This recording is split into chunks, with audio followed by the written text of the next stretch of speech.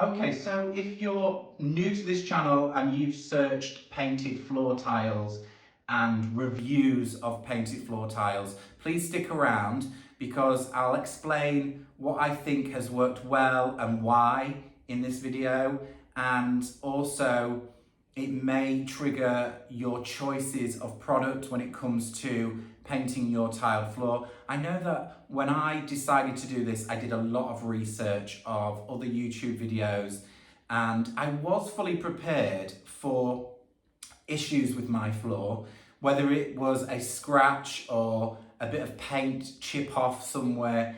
I was fully prepared to do those fixes throughout the time that we had this tiled floor. I've got to say at this stage, the floor in this bathroom didn't owe us anything.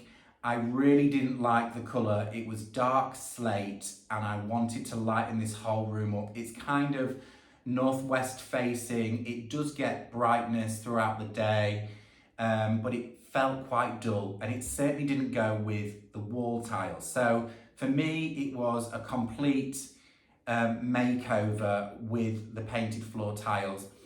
And of course, I loved the suite in this bathroom, and I could have took all of the suite out and done a full reno, and that was always in the back of my mind. If this didn't go well, then we would save the suite, take all of the tiles off the wall, replaster. I probably would have put paneling around this room and had a new lighter floor, which may happen sometime in the future if we choose to stay here. But I want to push this floor to see how long it will last. I have had two minor noticeable anomalies, which I will show you a little later on in this video, and how I might fix those. So first up, the biggest issue that I found with this floor, and you're going to smile away, was the colour change, which has got nothing to do with the method of painting a floor tile. It was something that caught me unexpected. So our floor was a dark slate, nearly graphite in colour, really, really dark. And there's two boys that live in this house, and we've both got dark hair, and we clipper our beards over the sink, and those little clippings go everywhere. We have two cats, we've only got one now. I think you may have seen him lurking around the bathroom. He likes it in here for some reason, I don't know why. And all of that hair that falls down onto this white floor is so much more visible. I've never had a white floor in my house. Although I love it, it does take a lot more cleaning when it comes to looking after this floor, which I suppose it's been a good thing because it's put this floor to the test. Now, initially when I painted the floor, I decided that I would use a microfiber dusting mop just to take away any of the fluff or hair, anything in this room. And then I was going to use just a little bit of dish soap to clean this floor with a soft cloth. Now, because we've become quite used to this floor, and it needed more cleaning, I've actually used the G-Tech Air Round. Now that is a cordless hoover. If you're in the UK, you'll know what a G-Tech Air Ram is. It's a small cordless hoover and it's got plastic wheels, and I've just gently gone over this floor every time it needed cleaning, and it hasn't done anything to the floor. I didn't do it in the first month. I allowed the lacquer top coat to cure for about a month before doing anything. In that first month, we did notice the hair build up. It sounds gross, doesn't it? Hair build up. But bathrooms do get a lot of hair. So that was something I did notice very early on. Again, nothing to do with the floor. I suppose it's to do with the choice of colour. So if that's something that you are going from a dark floor to a light floor, think about colour, because if you're blonde, maybe you should go for something that's kind of like this colour behind you. It would be so much more invisible to all of those bits of fluff. It's a problem when you're dark haired like us and little clippers. So that's one thing, and it's got nothing to do with the process that I used on this floor. I would say be prepared for touch-ups when it comes to a painted tile floor. So always have your paint on hand. This was a colour mix. I've got half a tin of that colour mix, and I can go back to that for repairs to this floor. Also, you've got to remember a bathroom floor is probably low in traffic, and you don't tend to walk around in a bathroom in high heel shoes. Well, at least I don't. So it is usually barefoot, so it doesn't get as much when it comes to traffic. So if you're going to do a hallway floor or a kitchen floor, be very much prepared for more repairs along the way. You've got to kind of balance out how much does that floor owe you, I think. So in my case, I was really comfortable with this because I know that I still have a great bathroom suite. It would just mean taking all of the tiles out of this room and replacing them, which would have been far more expensive than just painting the tiled floor. And I am going to keep hold of this floor as long as I can, because it will be really interested to do another one in 8 months to see what else has happened to this floor in that time. So let's take a closer look down here where I do have the smallest of issues, and I will explain what I think that really is. Okay, so what you're looking at the moment is the bottom of our sink pedestal.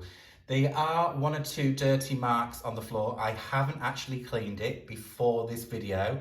I'm kind of rushing before I go away on my holiday. So what you're seeing here is a dirty mark, probably toothpaste, which does come off. It's not normally there. But what I wanted to draw your attention to is just here. You may see this little chip, but also there's like a darker shadowing around this area. And I noticed it only a couple of weeks ago. It wasn't something that I was looking for. And actually those scrapes, there's 3 little scrapes in there, was created by me. Now, on purpose, because I was cleaning this area with my soapy water, and I thought, why is this feeling? It felt a little bit different to anywhere else. It felt like something had eaten through the lacquer surface, and I'm figuring it's one of 2 things. So I did ask Mr. M, have you used bleach, a chemical cleaner that's run down the pedestal and sat there? I thought it might be, it could be toothpaste, but it seems to wipe off anywhere else, so it's not toothpaste. And then I thought, is it a problem that actually happened before I painted the floor tiles? So was there something greasy underneath my chalk paint where I hadn't cleaned that area well enough, and it's kind of leached into the chalk paint underneath the lacquer, and it's created almost like the substrate is kind of not lifting, but kind of eating into the chalk paint, absorbing, that's the word I'm looking for, absorbing into the chalk paint substrate, and like an oil mark. That's what it feels like to me. Or I had thought where I'd lacquered, maybe I'd not lacquered underneath the sink, and the sealant, the white sealant that I've used around there, which is an oil-based product, has that hit a bit of the chalk paint underneath the sink and absorbed in. So that was another thought, which I think probably is where I sit with that one. I think it probably is the sealant, the oil-based sealant is probably hit some of the chalk paint without that top coat of lacquer, and it's leached in, because it feels like it's just kind of grown like that, and it almost feels a little bit oily to touch other than the areas. So that is an issue, and what I'm going to do with this area is probably lightly sand this top away and do the process again. I'm going to go in with my give it a good clean. I'm going to go in with my my PX3, which was my top coat. It could be Zinza bin 123, but I'm going to use PX3. I will rough it up a little bit with sandpaper. I will seal that down, and then I will use my chalk paint and feather away like a dry brushing effect into the other tile. I could, of course, also paint the full tile and re-stencil it with the same colours. So that's one of the fixes. The other issue is, and it is a minor issue, this floor is actually tiled, it's got underfloor heating, and it's tiled to some timber, and I've always felt like it kind of not moves, but it's got some flex in it. And some of the grout lines, not many of them, it's kind of crazed a little bit in the grout lines. So somewhere in here, it's got little tiny crazing, which it's almost like it's cracking on the stress point, which again, I will just go back in with a small art brush, paint them back out, and give it another top coat of lacquer. I probably only will do the lower half of the bathroom, but to be honest, they are my only issues with the floor. One of which you can see hairs all over this floor because it's white. The other is this greasy mark, which I'm not sure what it is. It hasn't occurred anywhere else in the room, and the little bits of cracking in between the tiles. So I think it has held up beautifully well. Please, if you are considering painting your floor with any sort of paint, do your homework, check out all of the other products out there on the market. I know there is some Rust-Oleum products, which are oil-based products that sit over the top. I've seen lots of reviews on that. It's hit and miss. I haven't seen too many on chalk painted tiles, so I'm pleased to be putting this out there. I've got to say, my tiles had a little bit of texture to them. Generally, bathroom floor tiles do. It's almost like a sandy texture, and I think that has helped this floor really adhere, the paint adhere well to this floor. But pretty much, I cannot fault the results of this, and I think we'll be with it for very much longer into the future before we renovate. Maybe not even we will renovate this room. We may move on from this house when we eventually move with this floor still intact. We'll see. I have another bathroom renovation downstairs to do, and it is a makeover, pretty much like this one, but it has worked out well. So all in all, I've had quite a good experience with my painted tile floor. It's hard for me to kind of pull it apart when it has been pretty good. If you've already painted a floor with a product, it doesn't have to be chalk paint, it can be any of the other paints out there. I would love to know what your experiences are. Please pop it into the comments below. People do read the comments. It may help somebody else along the way when it comes to making decisions with painting their bathroom floors. Mine has been a great experience. I think the choices I made have definitely allowed this floor to withstand the last 8 months, so it's been pretty good. But while I've got you all here, there are a few other things that I do want to talk about because there were many questions at the time. So one of which is the bathtub, which was also painted with chalk paint. There is no issues with the bathtub whatsoever. It gets a lot less use than the shower. Having said that, this is a plastic bath and I used the same method as I used for the tile floor. So it had one coat of PX4. This could be Zinza 123, Zinza Bin. That is a stain blocking primer, an adhesion primer for tough, difficult surfaces. And then it had 2 coats of chalk paint with a roller and 2 coats of lacquer over the top, and it has been fabulous. I have also painted a cast iron bath in my previous house. It didn't have any primer on it. The surface was really good. It never had any rust. If you've got rust on a cast iron bath, then you really do need to prep that surface, take the rust off and prime it sufficiently, because rust marks will come through chalk paint for sure. But mine never had that. It was originally boxed in, so it was really good. I just painted straight over. So if you're thinking about painting a bathtub on the outside, I'm not too sure about painting the inside. There are enamel products. If you have chips in your enamel, there are kits out there to re-enamel a bath. This is like a resin bath. No need for that whatsoever.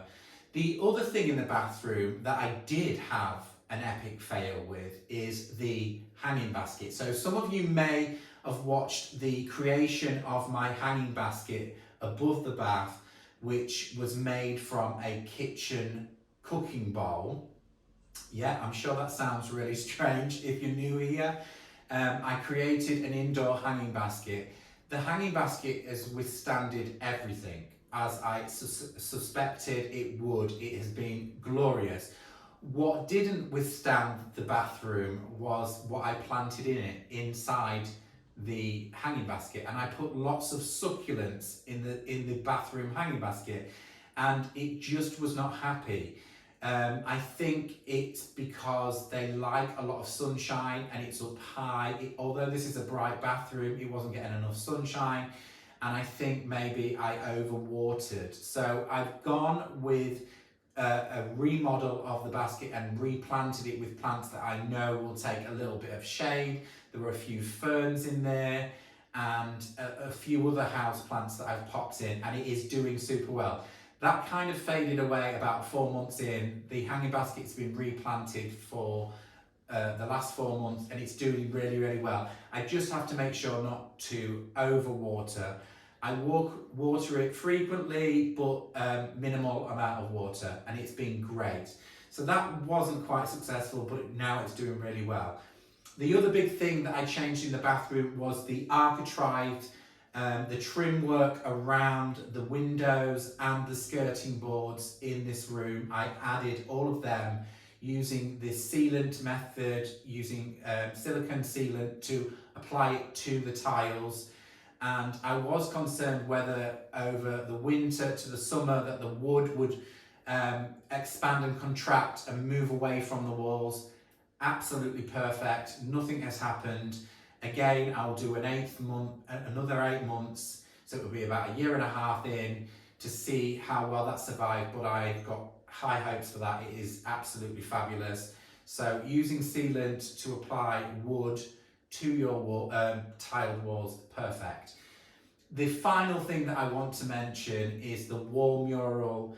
The wall mural was applied over the tiles. So if you're new here and you want to see how I put a substrate on top of the tiles, which is removable before I papered the mural, you can follow that in the whole bathroom makeover. I think there's 5 episodes. They're all linked into the description.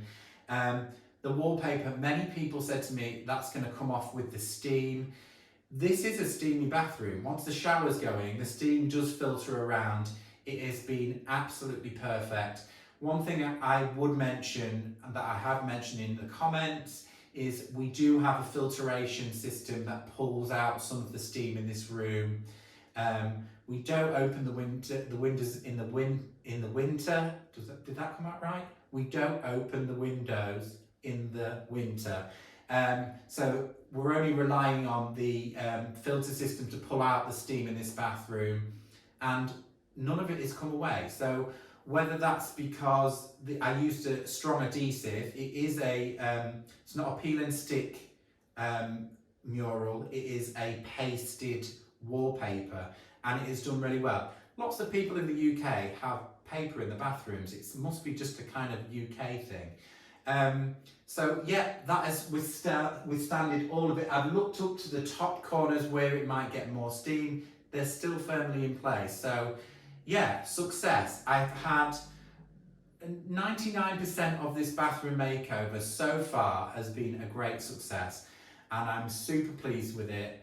I'm going to do my touch-ups, and then I will come back with another video all about this space and see how well it did in a 1.5 years' time. Anyway, thank you so much for watching. I'm wishing you all the very best for your bathroom makeovers or painted floor, painted tile makeovers. I wish you all the very best. Check out the videos below. If you enjoyed this one, don't forget to hit the subscribe button, leave me a comment, or even better, a thumbs up or a like will really help the algorithms push this out to other people that may be considering doing the same thing. I will catch you all next time.